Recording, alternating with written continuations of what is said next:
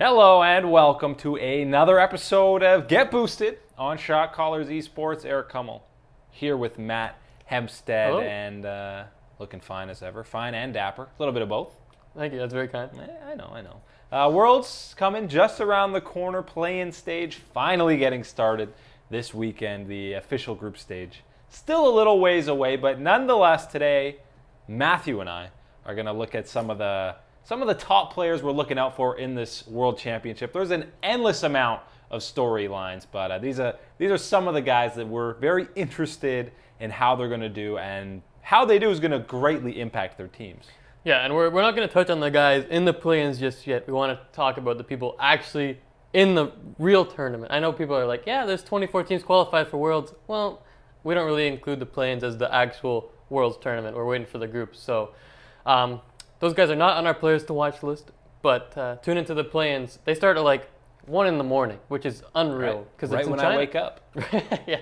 Well, you're going to go to bed at 3 p.m., wake up at 1, watch the games, go to bed. Yeah. Great. That sounds like a great schedule to does. go through. And as always, send in your questions throughout the show. We will still be answering them later on. You can completely roast us for these people that we're looking out for at the championship. Give us your guys who you're looking forward to seeing play, but whatever you want to say, we'll answer it most likely. Yeah, you can roast us like the lentils you ate for lunch today, Eric. They're roasted. So he tells me. Side note, try roasted lentils. Very flavorful. Very Sounds good. disgusting. Very good. Let's start in the top lane. Sure. So Matt and I have both kind of picked guys from each position that we're looking out for this World Championship. I'm looking at Huni. SKT announced, people thought they were going to bring Antara and Huni, just Antara, not Huni, and keep their 2 jungle subs in Peanut and Blank. But they decided to bring Huni over Antara, which some people were surprised with, myself included. So I'm looking at this guy. He's got a lot of pressure on him, playing obviously for SKT, one of the most established team of all time. And he is a guy who is prone to a bit of tilt. He has very high highs that can have very low lows, and he's going to be a pretty important player for SKT because they need some consistency out of that top lane. Yeah, but the only thing you can expect is that you don't know what to expect out of Huni, pretty much. Right. Because, I mean, even in the regular season with SKT, his record was 7-9 win-loss, which on SKT, it's not what you expect from anybody. So, I mean, Antara was a guy who, when he came in, had a lot of results, but still, with Huni, I mean, he can still pull off some amazing outplays. I mean, somehow he survived this play on Gnar. Still don't know how. No. So again, if he gets his hand on Rumble, anything can happen. He's had some stellar games on that champion. But yeah, he's a guy who can win you some games, but he can also lose you some games and just stay too long in that top lane and kind of get Dyrist. The old Dyrist treatment, Yeah. especially in the top lane. But I mean, there's going to be an interesting combination of top laners, I think, at this tournament. You're going to have guys like Khan who are going to be looking to get these carry champions, and the team plays completely through him, trying to get him involved, trying to get him ahead. And then there are a lot of other teams that are just going to stick guys on tanks, bruiser guys who are not that impactful in lane and are just kind of playing the front line in these team fights. And I think Huni, a guy who his whole career has kind of been more towards that carry-oriented top lane, which is a lot more volatile when you fall behind or when you don't get snowballing. So it's going to have a pretty big impact on how SKT performs at this tournament, and it's going to be interesting just to see how Huni can play because he hasn't played that much. No, he hasn't had too much time with SKT, and I mean, even for him, he is viewed as a carry top laner overall, but I mean, even on his days on Fnatic and Immortals, he was someone you looked to take over the game, especially on Fnatic on that perfect roster. You would feed him kills and get him going early, but on SKT, one of his best games of the season was on a Maokai. So he has shown that he can play these tanks when needed to, and obviously in the meta where these guys are kind of coming out, the Shens, the Maokais, Jarvan is a bit more on the damage side, but I mean, tanks are definitely prioritized, and if Huni can show that he's capable on those, then I think the SKT can do some pretty good things. Tough to get those 3 syllables. You know, the abbreviations can be difficult. Sticking to the top lane, the guy you're looking at is Flame on Immortals. Really his whole story, I don't think anyone would ever predicted that he would come back, play at Worlds on Immortals for NA. His whole story, his timeline is just insane. Even before his first appearance at Worlds with LJD, he was this guy who was great in career but could never actually make it onto that international stage, and then he did so with LJD. Decent result for them, but now he's back with Immortals as their top laner, and I mean, things didn't start great for them in 2017. Spring was not a good performance, but his turnaround going into summer, just stellar as a team. They look somewhat dangerous, and they have a decent group, so they can maybe pull off some good things, but Flame's a guy who, Huni, you know, he kind of prefers those carry-style champions, whereas Flame has shown that he can really do both at a pretty high level. So he's definitely a guy to watch out for. I think he's kind of under the radar at this tournament in terms of top lane talent, but I would keep an eye on him to maybe take some games for Immortals. Yeah, and specifically looking at that group, it's pretty... He is just right in the middle in terms of top lane talent. You're going against Khan, where good luck, mate. That'll be an interesting time. And then you've got Archie, who has swapped to the top lane. So just total opposites right now in that group. Obviously, he'll have a very favorable matchup against the Gigabyte Marines, and then when Immortals plays Longzhu, the best top laner, maybe the best player at the tournament he's going to go against. So just totally opposite. We'll see what that fourth team in that group is, who their top laner is, but it's going to be an interesting couple of matchups there for Flame. And yeah, he's been consistent for Immortals pretty much the whole summer split. We'll see if he can keep that trend at this Worlds. Yeah, one thing to watch out for is also the jungle matchup in a potential like Longzhu matchup, because Mithy is a guy who does like to spend some time near Flame in that top lane, try to get him going, whereas Cuzz is probably going to be looking more towards BDD in the mid and see if he can get something going there, because BDD is the guy who kind of carries that team. So it is going to be interesting to see Flame going up against a guy like Khan, and if he gets out of that first round, some other good top laners in this tournament for sure. QVO to Samsung, a lot of guys to look out for in a pretty top-stacked Worlds, I would say. Yeah, pretty much across the board, I would say there's some pretty talented guys. I feel like the least deep talent pool, position-wise, at this tournament is the jungle. So that's why I think a guy like Levi, who may not be on the strongest roster in the Marines, especially with all these swaps that we had just talked about. But I mean, you've seen this guy internationally. He's been an absolute machine. He's been there domestically too. He's just so clean on so many different champions. I mean, you've seen him amass huge CS leads on guys. 300 CS in 28 minutes as a jungler. That was disgusting. I thought that was a bug on the scoreboard. Absolutely. It made absolutely no sense. But I mean, he's clearly the best player on that team. And however well the Marines do, if they're going to surprise anyone, it's going to be through the play of this guy. Yeah, and you saw him before at MSI. He was pulling off some crazy plays against TSM specifically. Also had a win against G2. So this team does have some talent. I know there's been changes to the roster. And again, you have Archie in the top lane, which is definitely potentially volatile matchup. But Levi's this guy who can steal games based on, I mean, this game particularly, this Lee Sin Dragon Steel is one of the most cleanest. Nasty. Most cleanest. Doesn't matter what I just said. It's disgusting.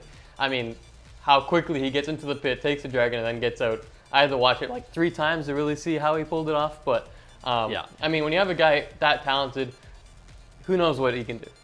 Yeah, and I think he's shown that in these big matches, he's pretty clutch. And I mean, it doesn't seem like that pressure has gotten to him, and especially with such, I would say, pretty low expectations for the Marines heading into this tournament. I think he's a guy that's going to excel. And again, I don't think it's a insanely talented jungle pool. He does have Mithy in there, and I feel like Cuzz is probably the weakest link on Longzhu, even though, I mean, the rest of the team's absolutely insane. So it's hard. It's not really an insult to say that just because the rest of his team's insane. But I think he individually can excel, Levi that is, for the Marines. It might not necessarily translate into wins for them, though. No, it might not translate into wins, but I expect things to go pretty well for him early on. Again, he loves the Lee Sin, he loves the Kha'Zix, so expect those to be picked, even though they might not be particularly meta right now.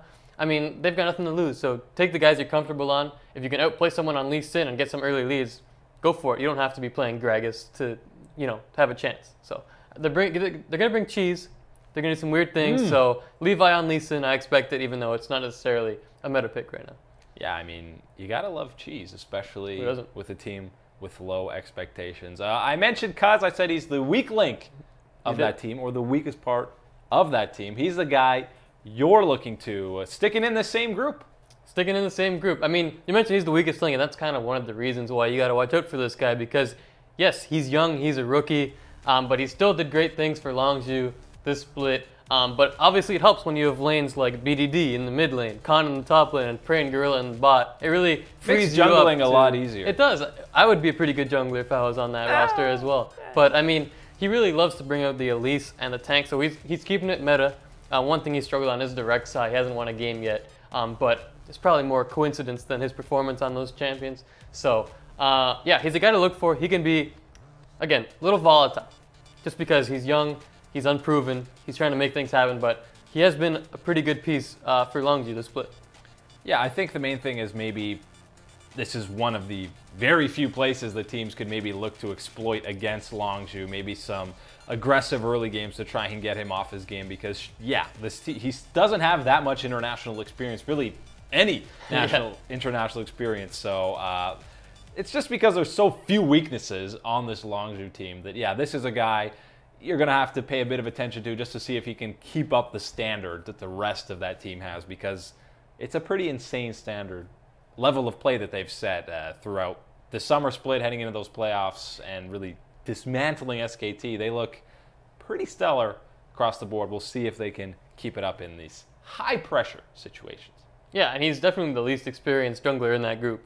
I mean, we mentioned Levi and Mithy, and then there's Cuzz, this rookie. Sure, he's out of Korea, but I mean, if there's one area for you to attack, if you're one of the other teams, I think it's through that jungle, through Cuzz. But if he's able to hold his own and have a great tournament, then Longzhu's looking like the favorite as they just kind of roll through the LCK. So. Yeah, definitely. They're a scary team, and another main reason, a guy I'm looking to is BDD. I mean, the KDA king, but people are saying, you know, we bring up the old term of a KDA player. This is still a guy who had the highest kill participation for a mid laner, and he still had these 20 deathless games in the summer split. 20!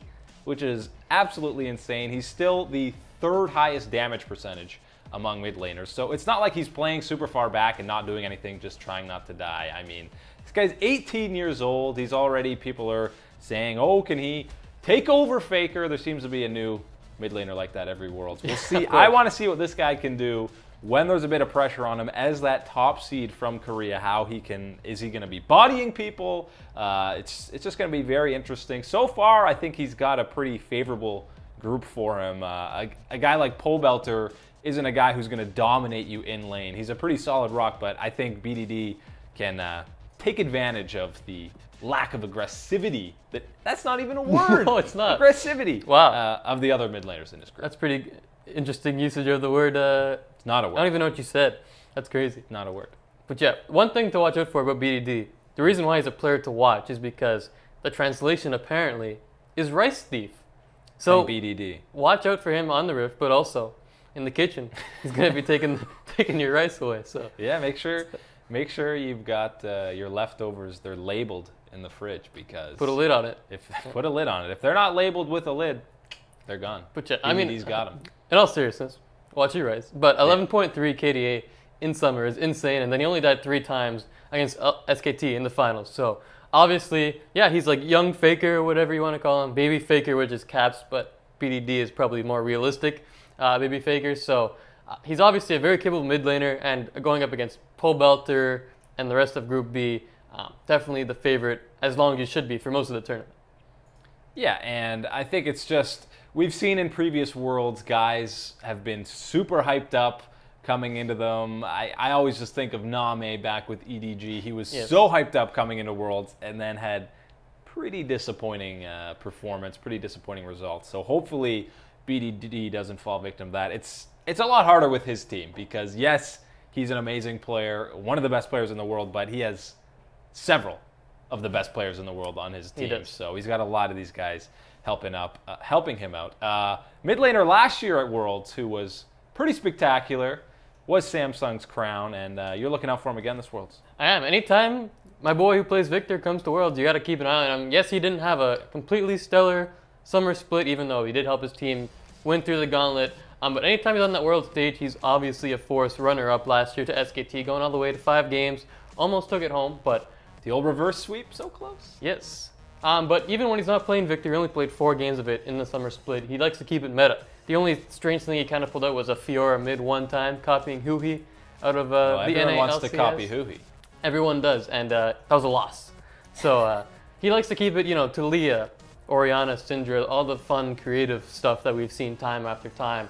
But hopefully we get some more Victor, because when he's on that champion, he just controls the flow of a game so well, especially in these team fights. He dropped that ultimate on people, and it just zones everyone out. So he's obviously shown that he's got top-tier talent. Doesn't always bring it in the LCK, but on the world stage, he usually ups his game.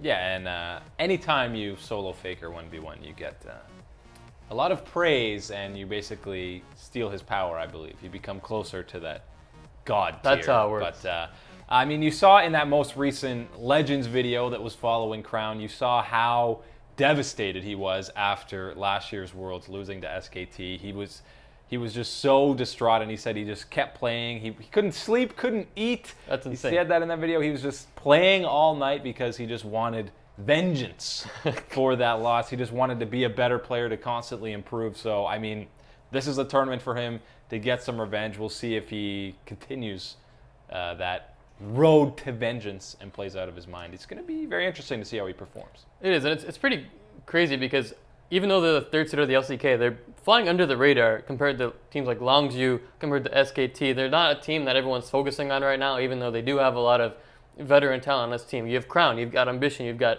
QV in the top lane who can take games by himself. So Samsung is definitely still a dangerous team, even though they're kind of in the group of death. Still expect good things out of them. And then, I mean, they fought hard with SKT in the past. They came out of that gauntlet. So I think they can still be a force in this tournament as well. Maybe not taking down SKT, but forcing them to a tough game 5 or something like that. So definitely keep an eye on Samsung. Samsung. At least S Samsung, that's right. They're a team to watch. So yeah, and even though they are in that group of death, they're definitely the favorites yes. coming out of there. Not in the group of death, which is one of the main reasons I'm watching out for this guy. Mr. Doublelift, who had a bad run-in with Crown last Worlds. Interesting play that we'll show you in a little bit. But that's right.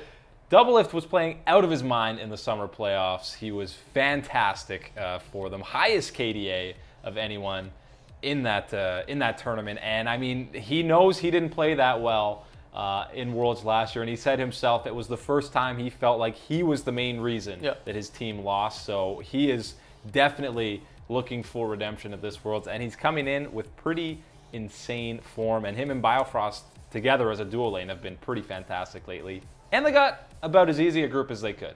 Yeah, I mean, they couldn't ask for much more with the Flash Wolves in that group as the one pool, and then the Misfits as well, being the other second pool team. But I mean, he's been around forever. First to 1,000 regular season kills in the NALCS. 10 pentakills is the most in competitive League of Legends. So he does have a flair for making these big plays. And I mean, this is one of them against Samsung last year, where he did kind of pop off on his patented Lucian at the time, which might not be an option this year around. But I mean, Doublelift, always a guy to watch on the international stage, and he usually has some good trash talk as well. Oh yeah, the post-game, pre-game interviews, anything like that is what you want to see. And yeah, he has these moments where he's amazing, and then obviously we know how this play ends. Kind of a got him. Not ideal. But I mean, it was plays like that, and there were a couple games against RNG last Worlds where he died with his flash up, dying to some Alistair combos from Mata, who's not at the tournament, by the way. Shout outs to pour some water out for KT. That's right. But yeah, Doublelift, I mean, he's coming in such great form, and he might be thinking this is his last Worlds. I mean, he's been talking about retiring. I know he's took that split off for streaming and then was like, all right, I need this competitive stuff back. So maybe he'll be sticking around. But I mean, this is the first time TSM's coming back with the exact same roster. This is what they've been working towards all year. They've been working so hard. At times, they've like the NALCS has basically taken a backseat because they've been just trying other comps that maybe they're not so comfortable with, just to show that they'll have diversity for Worlds. And now it's just time to show it. So I'm excited to see. And I mean, in that playoffs, Doublelift and Biofrost looked the best that I think I've ever seen that duo perform. They were fantastic, taking over game after game. So right now, I think the bot lane particularly is at the peak of their play. So that's definitely something to watch out for. And Doublelift, I mean, so much Worlds experience. It's his 5th championship, if you include Season 1 with Epic Gamer, which you might not. But back when he was playing Blitzcrank, with the best of them. Season 2, CLG, and then he came back in Season 5, 6, and now Season 7. So, I mean, he's always on that world stage, unless it's CLG is grabbing the bit. You can't forget he was on the analyst desk as well. That is Those true. years CLG didn't make it. So That is true. he's always at Worlds. Guy you're looking towards is no stranger to the World Championships. He's got a couple silver medals. Mr. Uzi, however you want to say it. It changes every year. Yeah, I mean, I like Uzi because it sounds cool. It sounds cool. But I mean, this guy obviously mechanically is spectacular. He had some games in the LPL playoffs where he was frontlining a bit and, you know, taking some CC that maybe he shouldn't have. But I mean, he's still an amazing player and he's got the international experience. He definitely does. 2-time runner-up, World's finalist. I would take it. Always a bridesmaid. Poor Uzi. Get married, buddy. We need you to get married. Yeah. It might not be this year. You got some tough competition. But yeah, he's one of the reasons why RNG is always such a dangerous team, because Uzi has the power to take over. And I know in the past I was usually on a champion like Vayne or whatever, those hyper carries. But I mean, you still have that option on things like Kog'Maw, on Twitch. So he's still extremely dangerous, one of the most aggressive, mechanically gifted AD carries of all time and at this tournament. So definitely got to watch out for. But he also has the negative side where if you tilt him, if you camp him, he probably will get emotional and start, you know, not playing to his best. But here's one of the things that he can do on this Varus, something you don't really expect to be incredibly aggressive on. He's eventually going to flash forward and pick up a couple kills, giving up his life for it. So you never know what to expect from Uzi, which is why he's so dangerous and someone that I personally love to watch on a world stage. Yeah, and I think basically how he plays, it's kind of going to showcase how RNG does. You know they're going to play aggressively. They're either going to come out on top and kind of steamroll some of these games or get way too over-aggressive. That actually is a word. It is. 2 words together. And just kind of fall apart. I think if that bot lane, we'll see how aggressive they actually are within laning. I think the teams in their group are not going to lose 2v2 or anything like that. I mean, a team like G2, just throw Trick down there if you know they're going to be playing hyper aggressive like that, and it's pretty much free kills. So it's going to be very interesting to see if RNG has a bit of a slow start, how much that impacts a guy like Uzi if he does bring out the tilt and kind of fall apart in some of those later games, because in that group there's not much leeway for dropping games or not playing at your best, because if you lose a game you should win, like you're pretty much out of that group. You're not getting out. Yeah, at the same time, I think there are some exploitable matchups there for RNG and their aggressive bot lane, because G2, not necessarily a team that likes to get off to a quick start. Same with Samsung. So if they get off to a quick start, sure, they could crash and burn, but they could also get a huge lead and just scale off that and snowball it to a victory. So a team like Samsung with Ruler and CoreJJ, probably edge to RNG with that Uzi bot lane. And then the G2 matchup is something I'm really excited for, to see how they go up against Mithy and Zven. So watch out for Uzi. Always fun at an international tournament. He can pop off at any second. He can also do the opposite, whatever the opposite of pop off is. You tell me, Eric. I don't know. Pop on. Pop on. That's it. I don't know what the opposite of a push on. I don't know. It doesn't make any sense. That doesn't make any sense. But yeah, Uzi and the World Championships are pretty much synonymous together. Just wouldn't feel the same if he's not there. So he's got to be a guy to watch out for. You mentioned that G2 lane. That's where I'm looking. I'm looking at Mithy. I mean, he had a terrific run in the summer playoffs on Alistair, Morgana, pretty much any champion he was playing. He's just so involved with his team, and the team basically, their whole play runs through him. One of few guys to bring 3 different teams to Worlds. Yes. Lemon Dogs, Origin, and G2. And you've seen in a lot of the communication and just the pre-game, post-game stuff, some of the G2 features, he's so vocal with his team, just keeping them up. He's going to be key.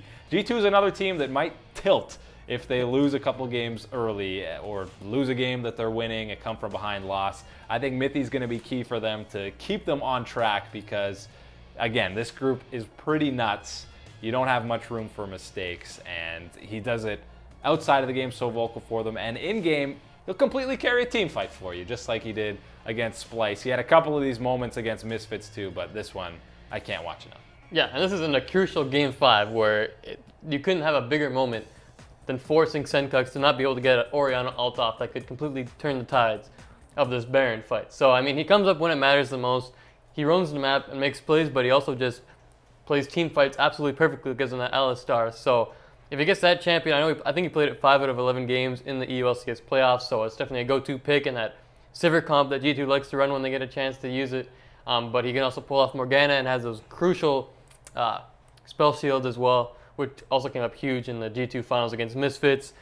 So you're right, Mithy is definitely a guy who can turn the tides for G2 if he keeps in the right mind state.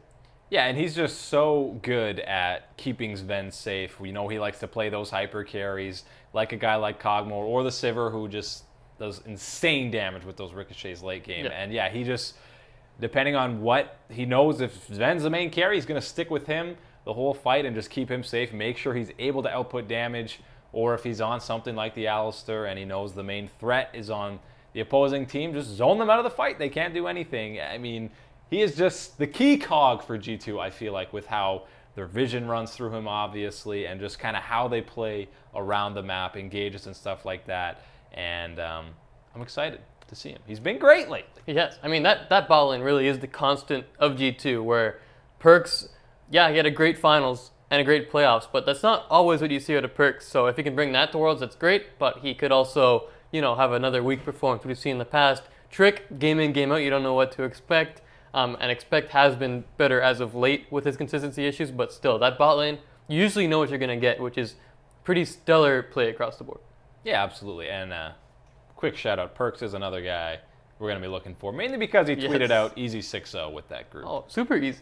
Of course he's kidding, but it's still hilarious. A team that's not getting much, I don't know, praise or not really getting looked at is Flash Wolves. A lot of people, I think both of us included, think they're the weakest team from Pool 1 heading into this tournament. But a guy who's fantastic on that team and has been for many years is Swordart, and he's pretty much the main leader of that team and a guy to look out for. Yeah, I mean, he's been around basically for as long as Flash Wolves has. Yeah, eternity. Sure, you got Karsa, you got Maple, 2 other guys with the Flash Wolves, but Swordart's just someone who kind of flies under the radar, but is still such a huge playmaker for what the Flash Wolves tries to do. I mean, in their 3-0 finals, he kept pulling out Blitzcrank and Thresh, these huge playmakers. Right now, he loves the Hook champions, which is always dangerous on a team that likes to get going and snowball.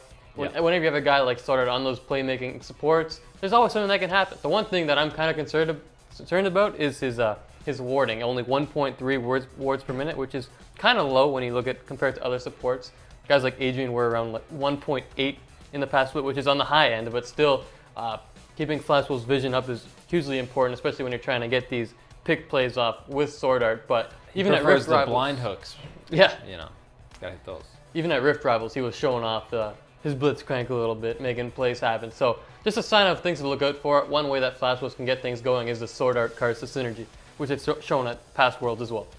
Yeah, and Swordart, a guy, he's been, you know, his story's been looked at, he's been covered all over these times going to Worlds. And again, Flash Wolves, a team that has had a pretty consistent roster throughout their 3 World Championship appearances, so you know that they've definitely built up some synergy. They have dominated the MLS for years now. It hasn't, AHQ's been a pretty consistent second, but I feel like Flash Wolves, they've definitely been the class of that region for a couple of years now, so it's going to be very interesting. And again, people are pretty much discounting them. I feel like they're kind of in that group with TSM. They're not even the favorites as the Pool 1 seed. I think people are looking at TSM. And again, if World Elite gets in there. But it'll be interesting to see what they can do. We're going to be getting to your questions very soon. So make sure you're sending those in. Tell us why the players we want to look out for are stupid or whatever ones you're looking out for. We welcome all questions. Real quick, before we get to those questions, what group are you most excited to watch? The unfinished products, huh? Asking me about the unfinished products. The unfinished project. I mean, right now Group C is so interesting because G2 is the Pool 1 team, but they're not even the favorites because you got teams like Samsung in there. You got RNG, which is one of my teams that I'm really excited to watch on this world stage because they're not going to be boring. That's one thing for sure with RNG. They're going to make things happen, whether it's good or bad. So I want to see. There will be kills. That's right. I want to see what they can do against slow-starting teams like G2 and Samsung, and see if they adjust their game, G2 and Samsung, to this aggressive Chinese team. So I'm looking at Group C because I really can't tell who's going to advance out of that group.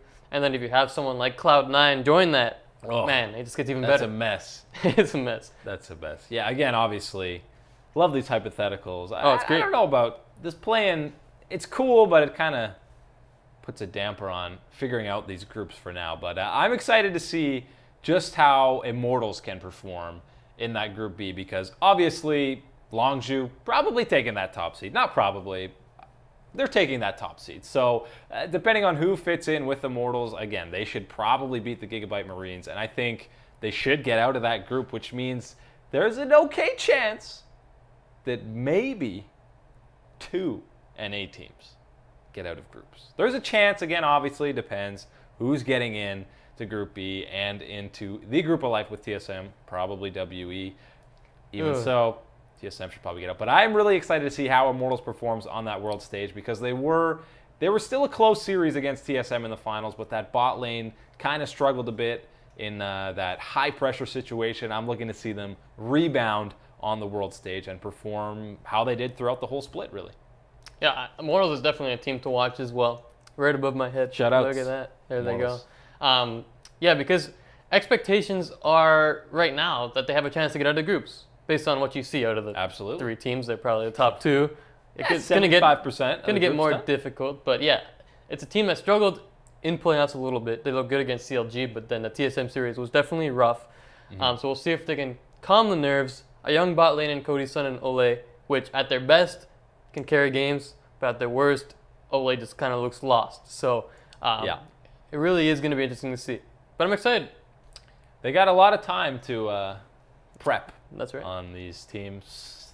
I think that's the main reason they do these draws so early, is so the teams already at Worlds qualified for the actual group stage aren't just sitting there twiddling their thumbs for like 3 weeks because they're like, I don't even know who we're playing. We're not prepping for 12 teams. So it is good that they have at least 2 teams they can be ready for. It's about how they use that prep, though. It is. It's very important. But yeah, they got a ton of time. Yeah. Whereas the play-ins, wow. It's a quick turnaround. Even going into the best ofs, they're going to have a day off, basically. Yeah, they do 4 days of round-robin group stage, and then the actual best of 5s to get into the tournament are the next day. That's insane. It seems a little unfair if you're, Group A and B, because they go day 1 and 2, have a couple days off, and then Group C and D go the 2 days after. I guess you don't know who you're playing necessarily. Right, but it still gives you, time to chill. Yeah. And scout for the teams that are potentially coming your way. Relax, hit up a spa maybe. Good old spas. It's question time. It is. Send them in. Send them in. Everyone's favorite time? Favorite time of the day? Question time? That's right. 3:35. Question time. Wow, you nailed that. Yeah, it says so on my iPad. Wow. I don't know how technology works. Well, that's okay. All right. Hit me. I will not hit you physically. That would not go well. Fast and Zuri 8. What do you think? Should there be a 3rd place game at Worlds? Do you want to see someone fight for that 3rd place even though they've been crushed? Feels bad, man. That's a real feels bad, man. I don't think it's necessary. I don't think it would hold any implication finishing 3rd or 4th on your region going forward or your team, unless there's a bit more money. But the prize pools aren't that insane for these. It's basically, that's not where all the money's coming in. So I don't think it's necessary, especially after you've lost, a heart-crushing, most likely heart-crushing. Heart-crushing? It's not a thing. Well, it would hurt. Soul-crushing. Soul-crushing. A soul-crushing defeat in the semifinals. I think the last thing you want to do is basically play a best of 5 for pride. I mean, I think you just want to get out of there as soon as possible and not be thinking about that or thinking about moving forward with the team. It all depends on what the matchup would be, but that's also why you can't just be like, oh, look, it's a G2 TSM 3rd place match. Let's have it because, it'd be sweet. But it could also be like Longzhu against Flash Wolves, which no one cares about. Give us the finals. I mean, maybe teams start doing some kind of troll stuff with those if it's basically a meaningless match just to rank higher. Anytime there's a chance I can see a Teemo in a competitive game, I'm all for it. Eric loves Teemo. I don't think the teams would troll on the world stage. So yeah.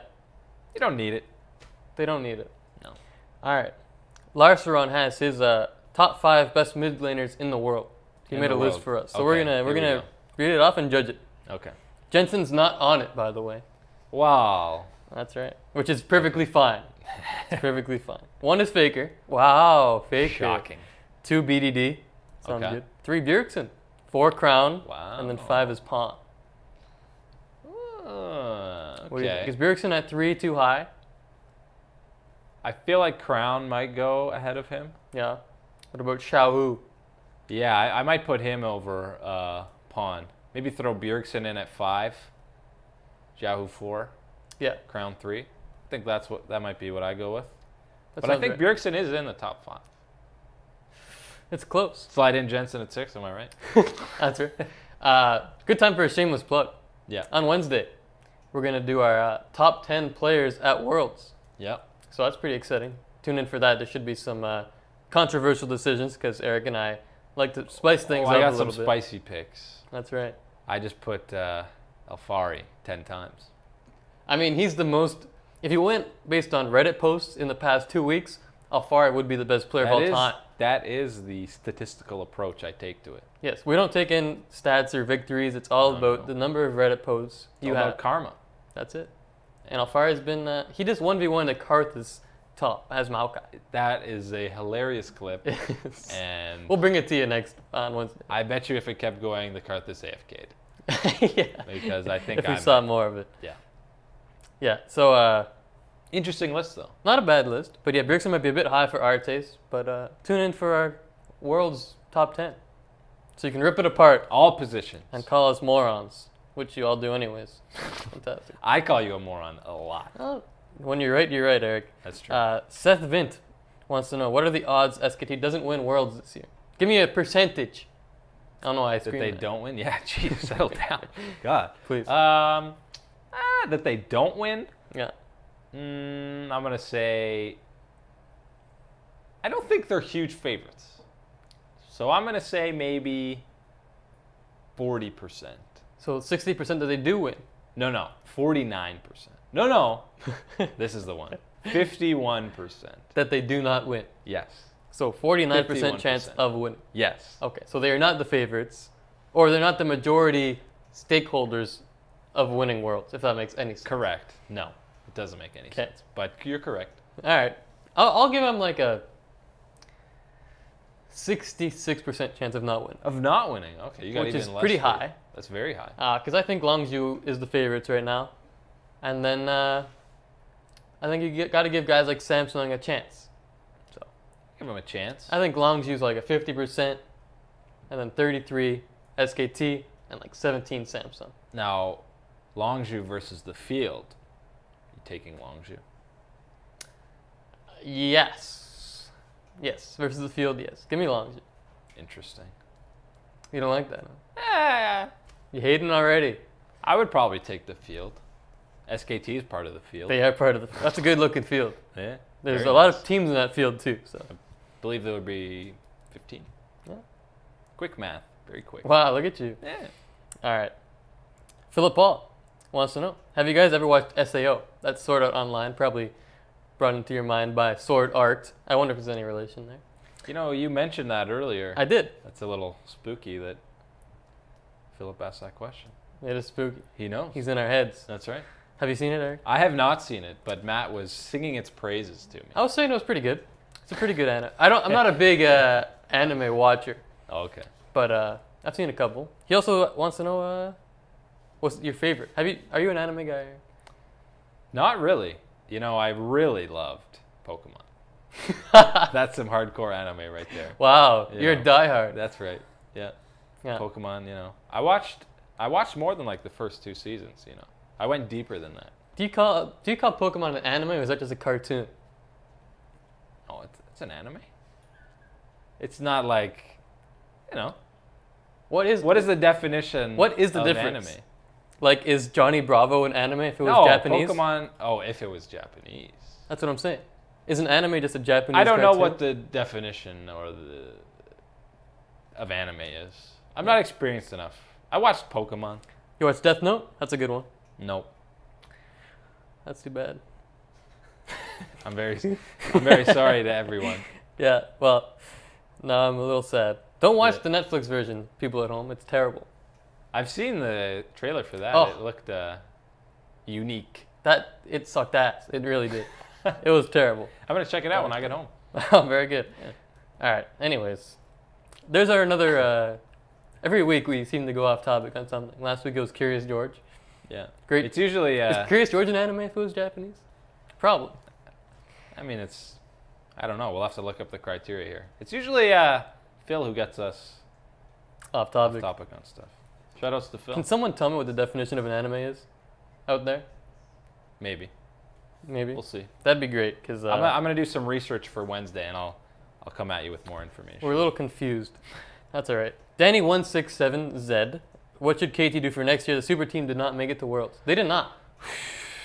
I mean, you're not gonna improve that team. How do you improve that team? That team's insane. I don't know. I think Things are gonna change. I think at least 3 of those 5 are on different teams next year. Wow. So it's gonna be the new Rocks Tigers explosion. Yeah. And then little pieces go on different teams, and I don't think they're all going to stay in Korea because this split was insanely competitive. Just look at KT not even making it to Worlds. They make it to Worlds in any other region on the planet. Maybe not even on the planet. Yeah. And ALCS franchising probably gonna yoink some of those guys away. That would be very interesting. It would be. Who knows? Some Phoenix One smeb. I'd love some smeb deft on Phoenix One. That'd be pretty interesting. The laners Mike Young has dreamed of. That's right. That'd be very interesting. I'm excited. It's going to happen. See ya, Arrow. Here comes Deft. Oh, yeah. I guess they already have. That would be, well, Arrow didn't perform that well. So what are you going to do? See ya. It's going to be a different looking team for sure. It will be. Yeah. I mean, it was so fun watching the whole Rocks Tigers thing. There was a report saying Rocks Tigers are going to disband, and then everyone was like, no, they're not. And then they did. See ya. Yeah. They're gone. That was a pretty good story right there. But that's basically how it unfolded. It was just like, yeah, of course they're going to disband. Even through the fog and the smoke and mirrors, it still happened. So maybe it's the same thing with KT. Yeah, you saw through that smoke and mirrors. You had the appropriate lenses. The smoke-proof glasses, yes. I'd be shocked if KT had the same team. I don't know what they do, though. Like, exactly. When you have a super team and it fails, you're kind of just back to the drawing board. Didn't work. Let's try a whole new roster. Bring on some more super people. Yeah, I think they probably just go for the young up-and-coming talent. Bring on some 17-year-olds who are at the top of the solo queue. Seems to work pretty well a lot of the time. It really does. In Korea, at least. In Korea. Yep. All right. Andrew Shabandarian. Do you guys have faith in C9? People are giving them zero chance of saying they are bad, but they're usually the only NA team that shows up and gets out of groups. Unless, of course, you go 3-0 the first week, and then you go the opposite 0-3 the next week and don't get it. But yeah, C9 is the team that most consistently, which is not saying too much, gets out of groups for North America. So do you think they have a decent chance if/when they qualify for the group stage at Worlds? I don't think they have a great chance just because, again, you look at the groups they're going to be put into. A or C? Those are both pretty rough. Yes. You've got SKT and EDG. Yeah, it's not good. I mean, maybe they can take a game off EDG. They would need to. SKT is going to get out of groups. Spoiler alert. Yeah. EDG is maybe exploitable, but yeah, that's tough. Yeah, so you're going to have to win against EDG. And then, yeah, Group C is a mess. And unless RNG really poops the bed and G2, I mean, again, maybe C9 could take a game off G2. I could see a world where that happens. But again, both those groups, it's pretty much, there's a Korean team in there, which means one of the seeds is gone. Yeah. So it's 3 teams, 2 or 3 teams, depending on the group, fighting for that last spot. Yeah, I think there's a crazy stat where it's like if there's a Chinese team and a Korean team in the same group, only like one other team that's not Chinese or Korea actually escaped that group in the history of Worlds, which is not good odds. Bodes well for you, C9. So it's not even that C9 is a bad team. It's just that these groups are pretty loaded. And you got to favor the Chinese and Korean teams in each group. Basically, moral of the story, you should have beat Dignitas in the quarterfinals. That's right. And you might be where Immortals is right now. Yeah. Or you could have done better at Rift Rivals. Well, not Rift Rivals, MSI. TSM. Yeah, blame TSM, sure. But, I mean, TSM got a pretty good run out of it. Yeah, So. they didn't have too much misfortune there. Gravity wants to know, what do you think about Ornn? First thing to know about Ornn is that he is not playable at Worlds. Which is a little sad. Sad emoticon, yes. Yeah. You know, I've played against him a few times. I usually think any new champions are super OP because I haven't learned his moves yet and I don't know what's happening. So, like, whenever he fires his ult, I'm like, oh my god, this champion's busted. Yeah. But, you know, I think his passive is a little more underwhelming than I thought. I thought it looked totally busted that you're going to come late game, you just have such a huge advantage. But I kind of underestimated it. And a lot of those items, guys just don't build on like their champion. It's kind of forcing them to build that. Sure, Infinity Edge or a Death Cap is pretty mainstay in for an AD or a mid laner, but yeah. I think some of these other items are not that big a difference, really. So I think when he was first released, I mean, his win rate was disgustingly bad. It was like 35%, I think. And the reason for that was people were rushing the item and then upgrading it immediately. Yeah. And that's just not efficient whatsoever. No. So it wasn't even that Ornn's skill set is bad or whatever. It's that people playing with him were like, ooh, upgraded items. Let me have some of that. Yeah, and it didn't work. It always takes time for people to figure out the new champions, obviously, how to play with them, how to play them. That's why it's always funny when when they're released and in champ select someone says, don't ban Ornn. I'm an Ornn main. It's like, no, you're not. It's been out for 12 hours. So. For the first 2 weeks of champ release, I always ban the new champ. Not just from the other team, usually from my team, because it's just not going to and that's the problem. You ban them because you're like, well, I don't want anyone to play this. Yes. And then when he kind of falls out of that ban phase, people start playing him, and it's like, oh, wow, I don't know how to play against this because I don't know his moves. I've never played him. I know. So. But the ulti seems good. It does seem good. It does. It's a cool champion. I think his kit is very interesting. It's unique. I respect it. I'm sure Riot will give him an insane buff eventually, and he'll become pretty meta, but not for Worlds. Not for Worlds. Maybe next year. See ya, Ornn.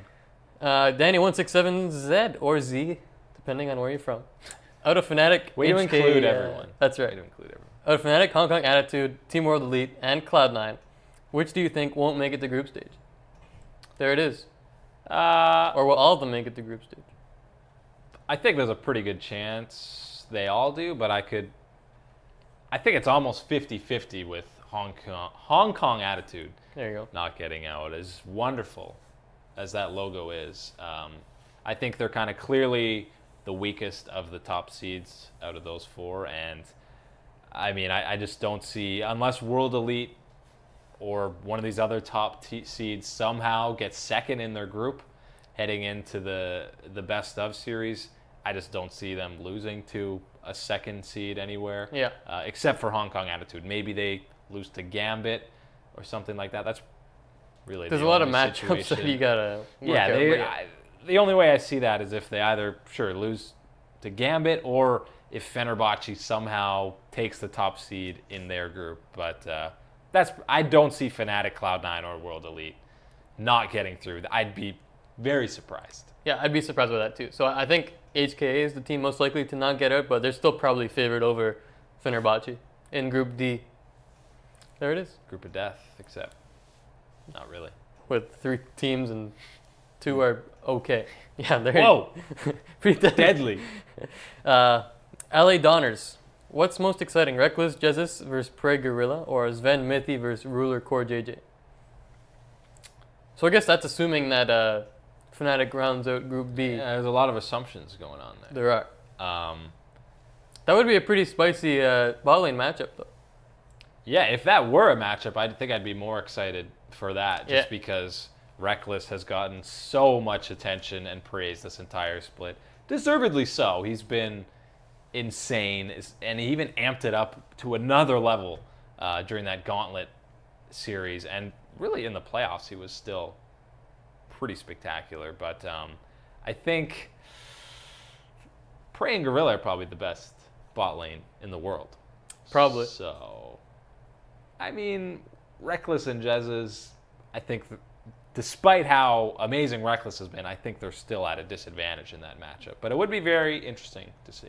Yeah, no disrespect to Jesiz, but he's not Gorilla. He is he is the one that doesn't belong in that conversation. Prey, Gorilla, Rekkles, Jesiz. Former mid laner for Coast. So good matchup, but Fnatic would probably still lose that matchup. Rekkles, though, I'd love to see him at Worlds again. Always fun to watch Rekkles on the big stage. Absolutely. Newbie Tuesdays. He wants a coaches only match at Worlds. Oh. Coaches only. Coaches only. How That'd many be coaches actually play at a high level? I'm trying to think. Like, does Parth play League? What if he's never played? Wouldn't that be mind-blowing? That would be mind-blowing. Yeah, I mean, a lot of teams do have former players. It's hard to even, like, how good is Kummel at the game? I don't know. He's got a ward. That means something. Yeah, that's true. You think he uses it when he plays? Of course he does. Of course he does. That would be interesting. I feel like some teams would just be, like, so much better. Yeah. There would be some really bad teams. Yeah. I can't even think of all the coaches right now. No, I'm drawing a blank, but yeah, I just don't. You got Song. Well, hold on. G2's got Young Buck. Oh, I don't want to see it anymore. They did lose. You're gonna see some Trundle top. That could be interesting. I'm shocked, by the way, that he is turned out to be a great coach. I know, right? Because his play was less than spectacular. I just surprised he's fleshed out into such a great coach. Because when G2 first had him, I was like, great, this will last half a split. But here he is still, 4-time EU LCS champions. Right. But a coach's thing, I'd be all for it. As long as like team managers and owners can come in too. Bring in Ocelot, Liquid, Reggie, even though he's not there. Paid by Steve. Paid by Steve. Yeah. Also, shout out to all the Copenhagen Wolves, former Copenhagen Wolves at Worlds. You got the Fischio commentating, Bjergsen, Zven, I believe, was a Wolf at some point. Yeah. And wasn't Youngbuck a Copenhagen Wolf as well? That's right. Look at that. Who else? That's probably it. Is Forgiven not at Worlds? No, he's not. That's odd. Amazing? Oh. Oh, keep listing them. Yeah. Soren? No, Soren Bjerg. Wrong guy. Oh, confusing. Feels bad. Right, I forgot. Yeah. That was very confusing. Sorry. Khan Tomac, do you think TSM will go deep? And if yes, where do you think they'll get the boot? Gone at quarters. See ya. See ya. They'll get out of groups. Is that going deep? Top 8? For NA, I guess it's deep. Deeper than? Huge. That's what the kids are saying. I hate when people shorten the word usual. I hate that you just said that. Yeah, I think they get out of groups. If they don't get out of groups, that's pretty disappointing for them. And Reginald will throw things at the team, I imagine. But yeah, if World Elite gets in there, it's a lot harder for them to get the top seed. I think they could still maybe get that top seed. We've said this before. I've said it before. If they get that top seed, that's the only way they have a chance of getting out of quarters because they're not beating any of the top seeds. It's basically a Korean team. Yeah, pretty much. If they finish second in their group, they're going to face a Korean team in the quarters, and then it's good night TSM. Sleep tight. Sleep tight. Don't let the bed bugs bite. Yeah, that's right. Philip Paul wants to know, do you think we'll get any base races this time? He wants a base race. There's always a crazy game where some team, I don't know how sometimes some base races aren't even close. Yeah. And the team's like, we can end. We're still on the inhibitor turret. We lost very badly. Yeah. But there's always these crazy games at Worlds, especially in these best of ones where these teams have never played each other.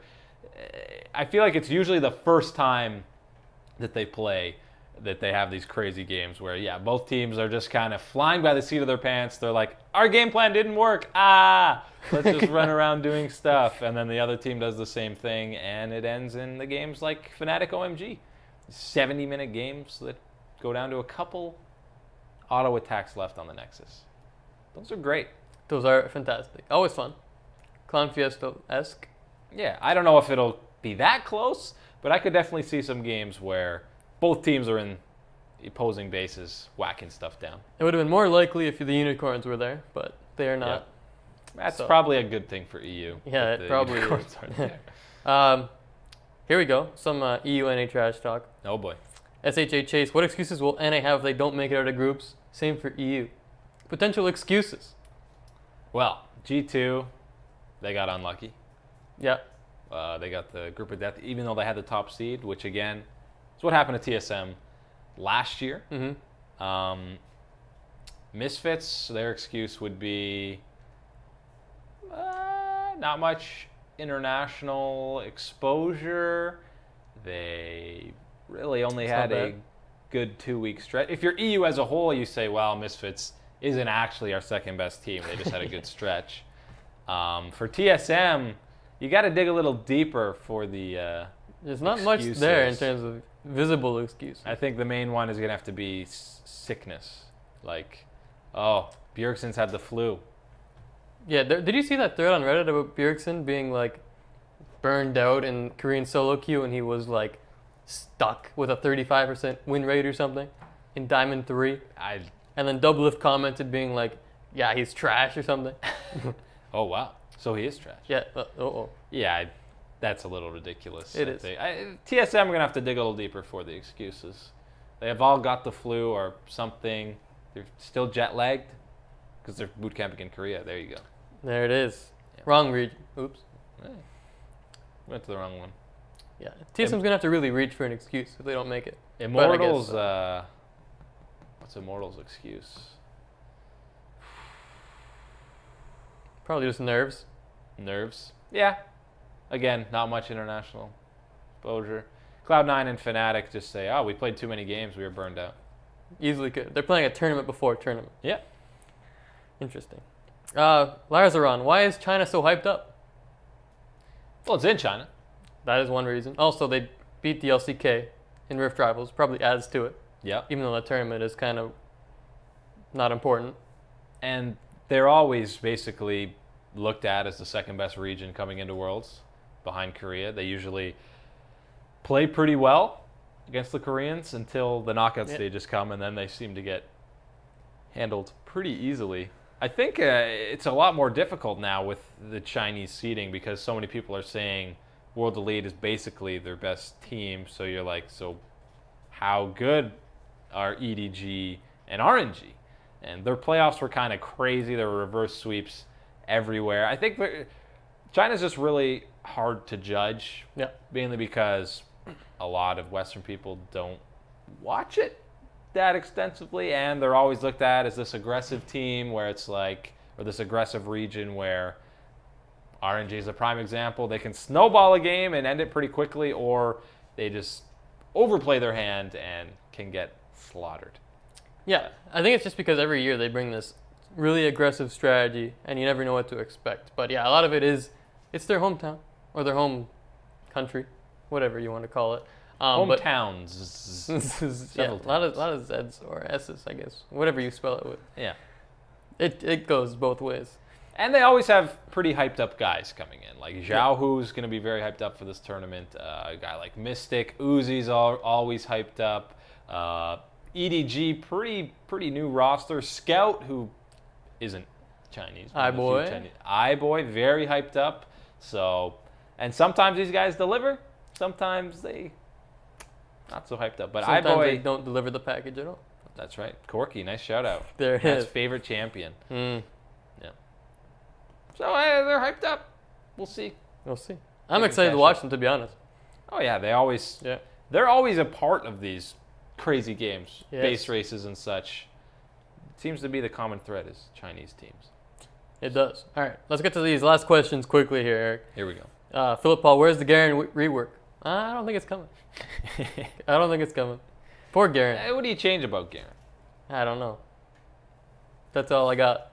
He has to spin. Yes. That's it. They just changed them somewhat recently too. Yeah.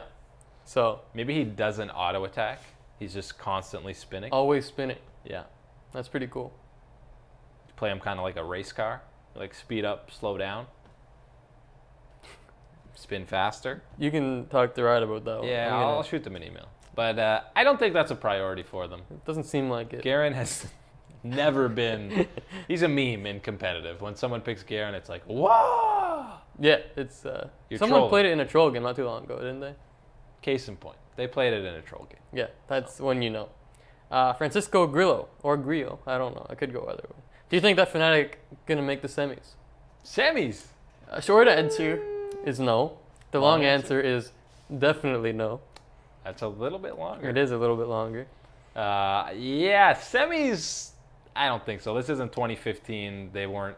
Actually, they were kind of clubbing the EULCS. They were very good back then. The, even this year, in the regular season, they were doing quite well, but not the same caliber of team. And again, they're going to be in a pretty tough group. I think quarters is tough. Semis is bananas. Bananas. Yeah, that's pretty crazy because they're not even there yet. They're not even qualified yet. Yeah, they might not even get to the Sweet 16. Yeah. All right, Seth Vint, if TSM and the Marines face off, what are the chances that Gigabyte wins this time around? I guess it is possible because it could be if TSM gets out as 1 and the Marines get out as 2, which is unlikely but possible. We could get another.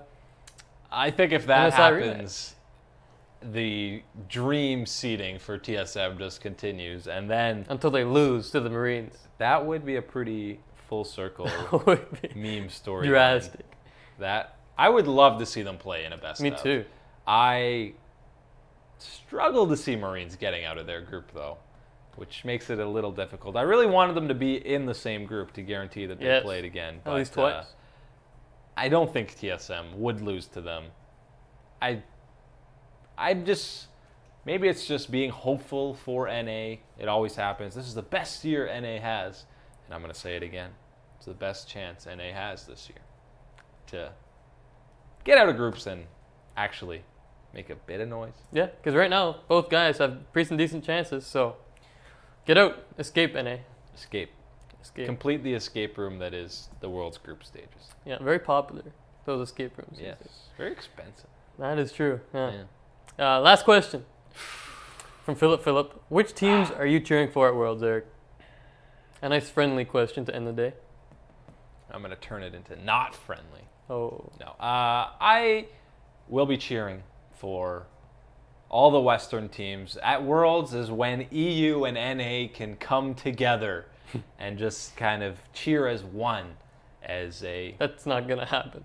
Western front. Unity. Yeah, Western front. Like, I just want to see a West team go as deep as they can, whether it's EU or NA. Cheer for either of them. Yep. But mainly, I just want exciting matches. I love upsets. You do love upsets. I love upsets. If Marines get out, oh boy, I'm cheering for them. Last year, Albus Knox, oh man. That was pretty all fun. All aboard. Yeah, all aboard. That hype train. Yeah, I don't know if you can tell, but Eric and I are Westerns. Westerners? Westerners, doesn't matter. North Americans. And we're also big Western fans. Yes, I love a good Western. Movie genre. Wow. Yeah. Couldn't name one, but boy, are they good. Wild Wild West. Classic. Is that a real movie? Yeah, with Will Smith. Red Dead Redemption. Great game, Western. Yeah, a game, not a movie, but well, sure. It's pretty cinematic. That's true. I just play for the cutscenes. So yeah, we're rooting for our boys in the West. Mm-hmm. Take down those Korean overlords. Yeah. Who have been ruling us for years. Basically since the game became global. And yeah. Everyone was allowed to play. Pretty much. Yeah. I got nothing else. No, I mean, those are who we cheer for. We'll see them to the end. Maybe we can get semis again. Ooh. Fnatic Origin back in the day. 3 years in a row, a Western team would get semis, even though they were all EU. NA kind of up the ball. Yeah. NA to semis is a pipe dream. It is a pipe dream. All right, take it away, Eric. Thank you very much for all the questions. Great job reading them, Matt. You got most people's names right. Thank you. A rarity. It is a rarity. Occasions. We're going to be back on Wednesday, 2 p.m. We're going to be looking at our top 10 players coming into Worlds. Again, only looking at the teams that are currently qualified, the 12 teams. So, not talking about Rekkles, Jensen, Mystic. Nope. That's right. Diamond Procs. He would definitely not be on the top 10 anyways. But just the 12 teams that are currently qualified. We're going to have our list, break it down. You can send in your lists. Tell us why ours are stupid. Yeah, roast us like Eric's lentils. Exactly. You love referencing the lentils. I was confused what you were eating. Yeah, well, they were roasted lentils. I get that. Got to roast the lentils. Yeah, our top 10s, and send in yours. And thank you for the questions. As always, that's going to do it for today. We will see you guys on Wednesday at 2 p.m. to continue the World's hype. We'll see you then.